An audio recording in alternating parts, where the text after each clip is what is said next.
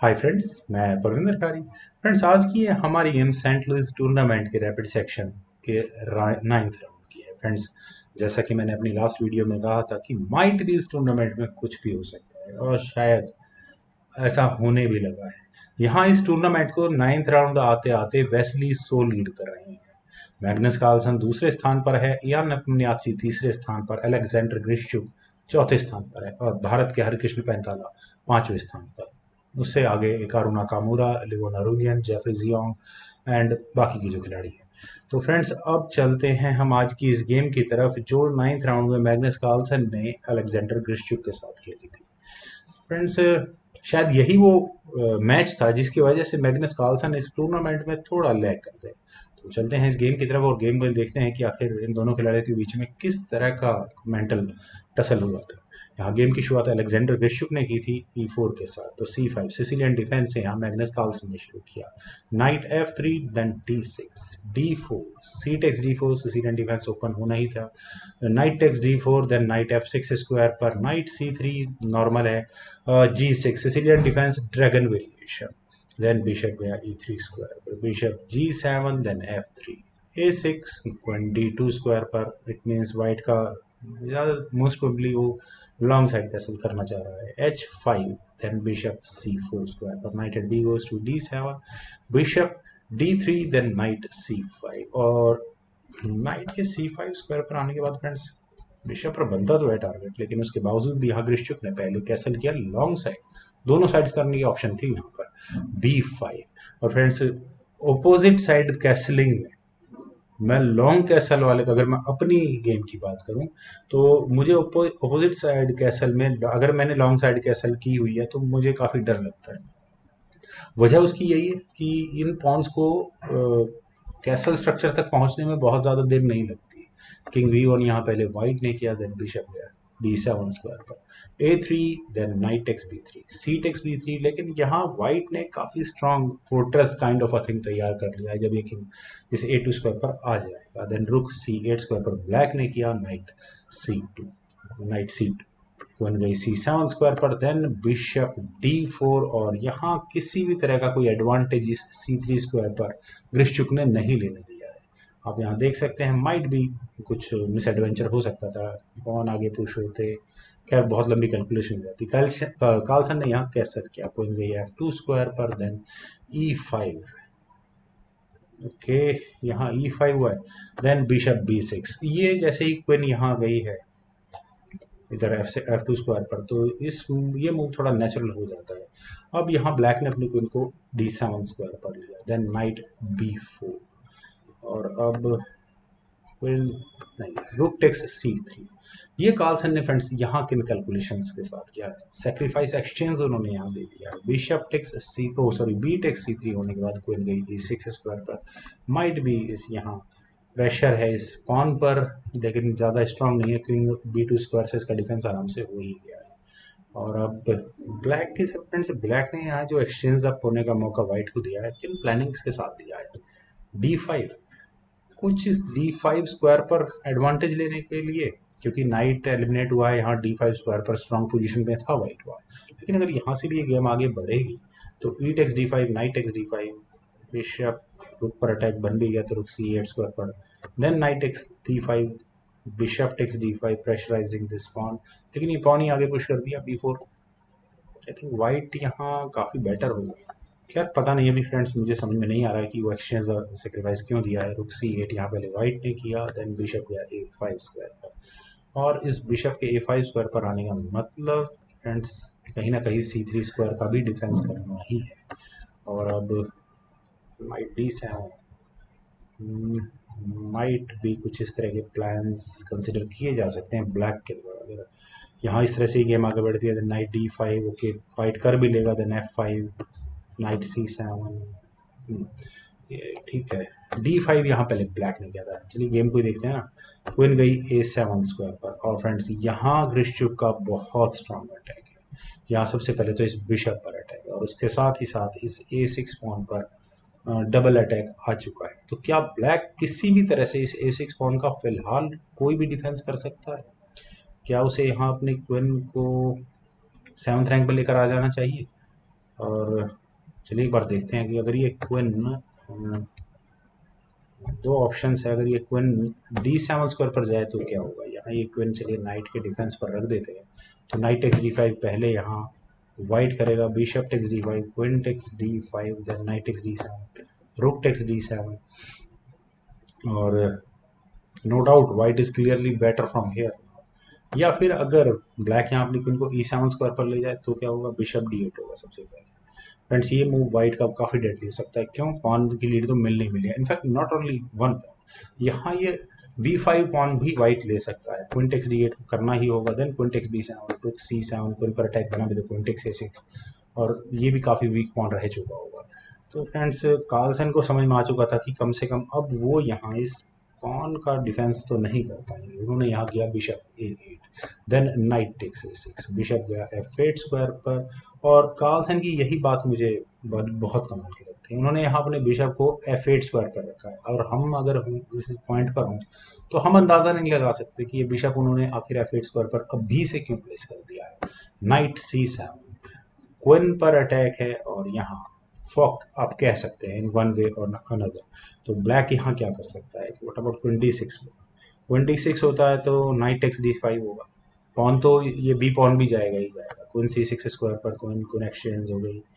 Then well friends यहाँ से तो क्लियरली क्वीन D6 पर जाने के बाद तो अगर क्वीन C6 पर ली जाए तब क्या होगा। और फ्रेंड्स आप कह सकते हैं कि इसको पिन तो नहीं कर देंगे, बिशप का भी डिफेंस है ना यहाँ पर। वेल ई टेक्स D5 होगा, क्वीन B7 पर जाएगा, queen takes B7, bishop takes B7, then rook at h goes to E1, whatever it is. ये पॉन भी यहाँ काफ़ी वीक हो चुका होगा। वेल चलिए फ्रेंड्स वही देखते हैं जो गेम में हुआ था। यहाँ कार्लसन ने अपनी क्वीन को लिया था E7 पर, तो वही बात आती है कि नाइट को ये पिन करना ही था, यही बेस्ट मूव निकल रहा था, फिर भी नाइट टेक्स B5, और ये पॉन तो किसी भी तरह से नहीं बचता ब्लैक के हाथों से, और ये दो पॉन का जो लॉस हुआ है, और ऊपर सेक्शंस डाउन यहाँ चल रहे हैं कार्लसन, तो काफ़ी भारी पड़ने वाला है। खैर कार्लसन के अपने गेम प्लान्स बहुत स्ट्रांग होते हैं फ्रेंड्स, आप यहाँ देखिए कि अगर ये नाइट B5 पर ना हो तो यहाँ क्वीन की बहुत ज़बरदस्त एंट्री होगी। इट मीन्स किसी भी तरह से ब्लैक की इंटेंशंस क्या होगी, इस नाइट को एलिमिनेट करने की ही होगी। वैसे तो D takes C4, queen takes C7, bishop, यहाँ कुछ इस तरह का गेम हो सकता था, पर अभी फिलहाल क्वीन E8 पर पहले यहाँ कार्लसन ने किया, कोई नाइट पर अटैक बना, नो यूज़, नाइट C7 पर, फिर दोबारा यहाँ इस बिशप पर प्रेशर है तो कोई E7 करना ही पड़ा यहाँ पर ब्लैक को। नाउ B4 आई थिंक काफ़ी था, लेकिन अभी यहाँ ग्रिश्चुक ने बिशप को B6 पर रखा और क्वीन की डिफेंस को बरकरार रखा।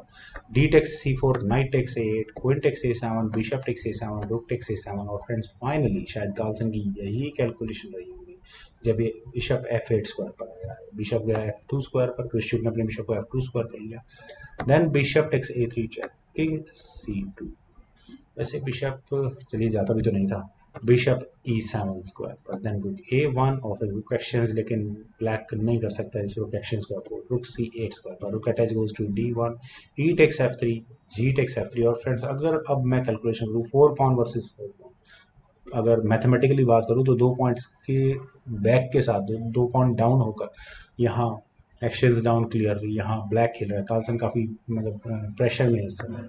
E4, F take C4, night take C4, लेकिन यहाँ एंड गेम और पाउंड मैन्यूवर में कार्लसन का कोई जवाब नहीं, और खासकर जब उनके पास ये 3 पासर्स, 3 में से मतलब 2 पासर्स तो पक्का निकलेंगे, 3 वर्सेस 1 पॉइंट पोजीशन होने वाली है, तो 2 पासर्स निकलेंगे, और अगर ये पासर एक बार भी थर्ड रैंक में पहुंच गया, अगर इनमें से कोई भी एक पासर, तो वाइट यहाँ बहुत प्रेशर में होने वाला है। ठीक है, आप कह सकते हैं कि वाइट के भी पासर्स हैं, लेकिन कार्लसन का गेम आउटस्टैंडिंग है। बिशप D4 यहाँ पहले क्रिश्चुक ने किया, देन F5, किंग है B2 पर, रुक A7 की ऑप्शन, यहाँ रुक को G1 पर लिया जा सकता था, या फिर रुक A7 की ये ऑप्शन भी कंसिडर की जा सकती थी। वेल यहाँ किंग B2 पहले ऋषुक ने किया तो king F7, B4, then G5, king B3, G4। Finally Carlsen वही काम कर रहे हैं, अपने पॉन्स को थर्ड रैंक तक पहुंचाने की कोशिश है उनकी। रुक A7 यहाँ पहले वाइट ने किया, then what about this H1 push, शायद कंसिडरेबल था। वही कहता हूँ कि मेरा इतना बड़ा कद नहीं है कि मैं कार्लसन के मूव को बता सकूं ये गलत था, ये सही था, लेकिन एच पॉन मुझे ऐसा लगता है कि पॉन थर्स्ट चलता रहता तो कृष्णुक कहीं ना कहीं प्रेशर में रहते। Rook at eight goes to, rook at D goes to A one होता। किंग के यहाँ भी प्रॉब्लम थी मेरे ख्याल से, एच पॉन के आगे पुश भी प्रॉब्लम थी। किंग E6 यहाँ पहले ब्लैक ने किया, देन रुक A6 चेक, दोबारा किंग F7 स्क्वायर पर गया तो C4, और इतनी देर में वाइट ने अपने इन पॉन्स को आगे पुश करना शुरू कर ही दिया है। ना what about this F pawn push, लेकिन शायद अब थोड़ी देर हो चुकी है। बिशप E5 यहाँ पहले वाइट कर सकता है, देन F3, अगर यहाँ F3 हो गया तो प्रॉब्लम में रहेगा ब्लैक, क्योंकि रुक D4 होने के बाद पहले तो नाइट को बचाना होगा।